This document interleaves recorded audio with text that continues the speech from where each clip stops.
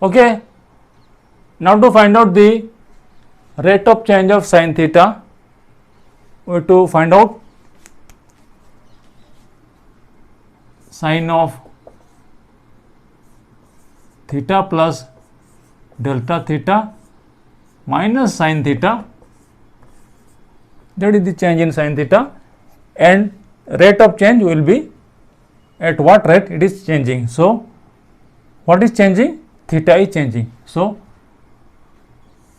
change in theta is delta theta. So, this is our job. Now,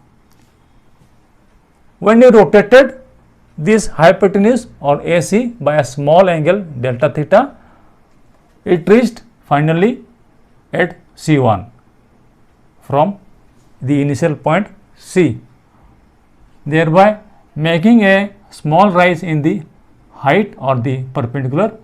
You can see here, say delta P. So, now then before that we have to find out what this delta P is. If we enlarge this view here about this triangle, I am talking about this triangle, it would look something like this.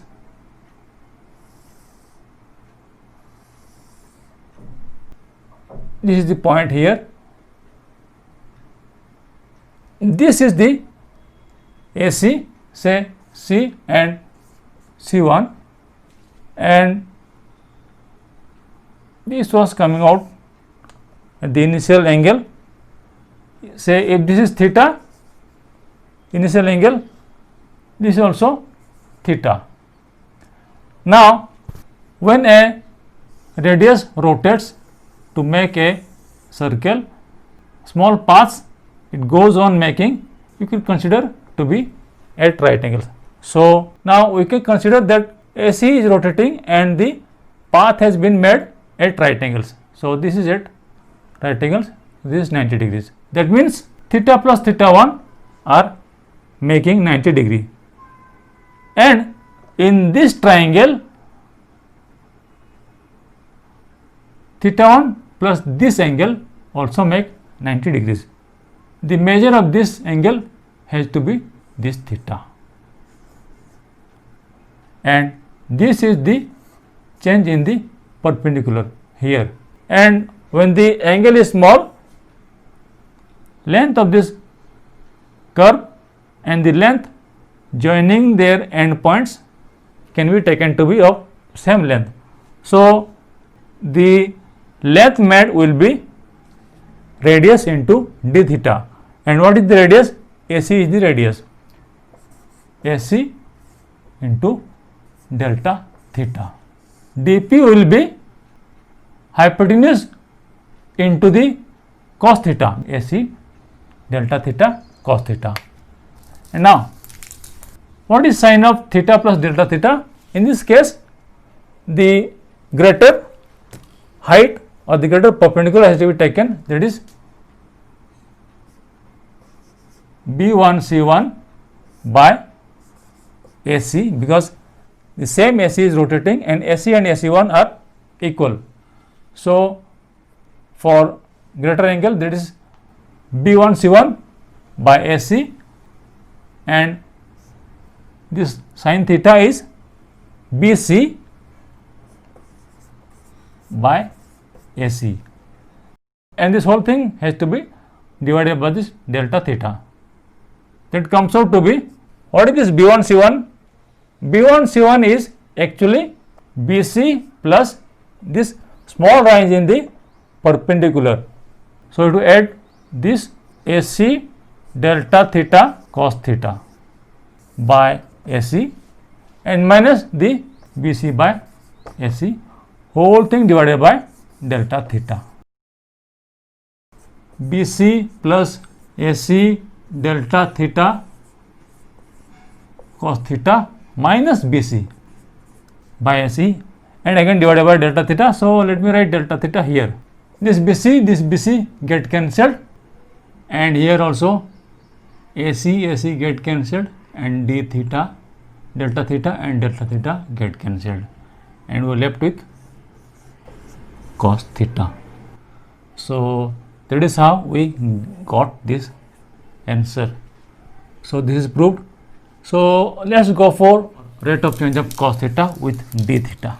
Again you have to consider this small triangle here. This triangle here, this angle here is theta, and this is what? AC delta theta. AC delta theta cos theta, and this will be AC delta theta sin theta. We are interested in the change in the cos function. Cos function is b by h, and whenever the base changes, then the cos theta will change. So that's why we consider this change in the base. So this is what? Change in base. Rate of change of cos theta with change in theta will be equal to cos of theta plus delta theta minus cos theta divided by delta theta, because we are going to see at what rate it changes. This is the change and divided by the change in the theta, so that gives rate of change. Okay. Now for the greater angle theta plus delta theta, what is the base? Base is a b1.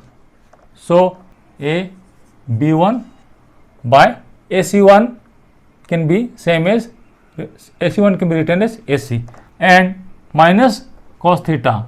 Cos theta is ab by ac. AB by AC, whole thing divided by delta theta.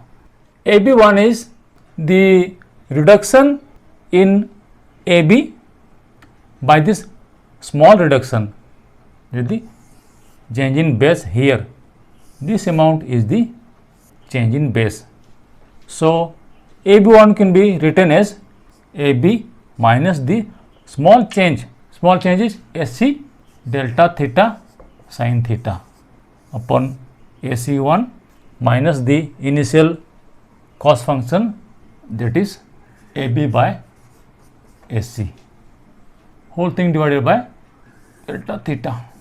AC1 and AC are same. So and now we can simply do the subtraction thing, minus AC delta theta sin theta minus AB upon the delta theta. This comes out to be what? AC get cancelled, delta theta get cancelled, and we are left with what? Minus sin theta. So we found our result. Rate of change of cos theta will be minus sin theta. Now using this formula, let me try to find out the value of sin 31 degrees. So for that, what I will do is that I will simply use the general formula. Say first write sin 30 degrees plus small change in the sin function due to 1 degree. Function is sin, so I have to write delta f. We know this is half plus this will be what? We know d by d theta of sin theta is equal to cos theta. This is the rate of change of sin theta. And what would be the change of sin theta function? That will be simply multiplying the d theta here. So this is rate, this is the change in sin theta, this is the formula for that. So this is the one required here. So I will write plus cos of theta is the angle from which we are deviating, cos 30 degrees into extra angle is 1 degree. So 360 degrees make 2 pi radians, 1 degree will make 2 pi by 360. So this is what we have to write here, into 2 pi by 360. 0.5 plus we have to add 0.151. So the result becomes 0.515. Calculator, it shows sine of 31 degrees is equal to 0.5150. So at least 3 digits after the decimal have coincided, and this formula is correct. And if we want to go accurately, we have to go in 2 steps. We have to first go for 30.5 degrees and then 31 degrees by again changing 0.5. In that case, we can go and reach to the very near value what is found in the calculator. I think you have liked and got some information which are of great use to you. Give it a like, share it with your friends, and do hit the subscribe button below so that you will get the notifications whenever I post a new video. See you in the next video.